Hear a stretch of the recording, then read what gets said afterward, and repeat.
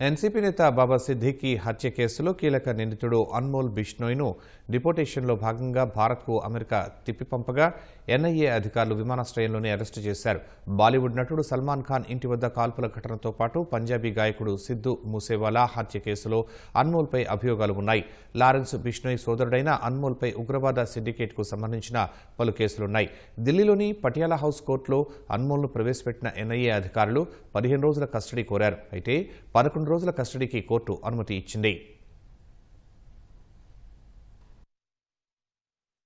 డిపోర్టేషన్లో భాగంగా gangster Lawrence Bishnoi సోదరుడు Anmol Bishnoi America నుంచి భారత్కు వచ్చాడు.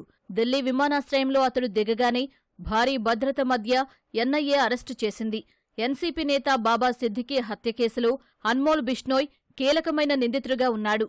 గత ఏడాది ఏప్రిల్లో బాలీవుడ్ నటుడు సల్మాన్ ఖాన్ ఇంటి వద్ద కాల్పుల ఘటనకు బాధ్యత వహిస్తూ సామాజిక మాధ్యమాల్లో అన్మోల్ పోస్టు పెట్టాడు. దీంతో ముంబై పోలీసులు అతడిపై లుకౌట్ నోటీసులు జారీ చేశారు. 2022లో ప్రముఖ పంజాబీ గాయకుడు సిద్దు మూసేవాలా హత్య కేసులోనూ అన్మోల్పై అభియోగాలు ఉన్నాయి. మూసేవాలా హత్యకు కొన్ని రోజుల ముందు నకిలీ పత్రాలను ఉపయోగించి దేశం దాటాడని గతంలో నిఘా వర్గాలు వెల్లడించాయి. అతనిపై వివిధ ప్రాంతాల్లో దాదాపు 20 కేసులు నమోదయ్యాయి.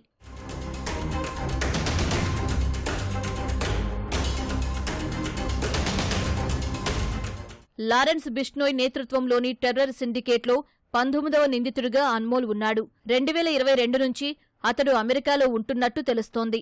గత ఏడాది నవంబర్లో అమెరికా పోలీసులు అన్మోల్ను అరెస్టు చేశారు. డిపోర్టేషన్లో భాగంగా ఇవాళ్ల భారత్కు తరలించగా ఎన్ఐఏ అదుపులోకి తీసుకుంది.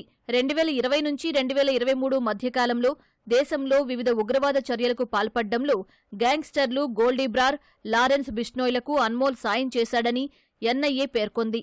ఉగ్రవాద సిండికేట్లో అన్మోల్పై ఎన్ఐఏ ఛార్జిషీట్ దాఖలు చేసింది. అమెరికాలో ఉంటూ భారత్లోని గ్యాంగ్లతో టెర్రర్ సిండికేట్ను అన్మోల్ నడిపించినట్టు పేర్కొంది. షూటర్లకు ఆశ్రయం కల్పించడంతో పాటు లాజిస్టిక్స్ మద్దతు అందించాడని తెలిపింది.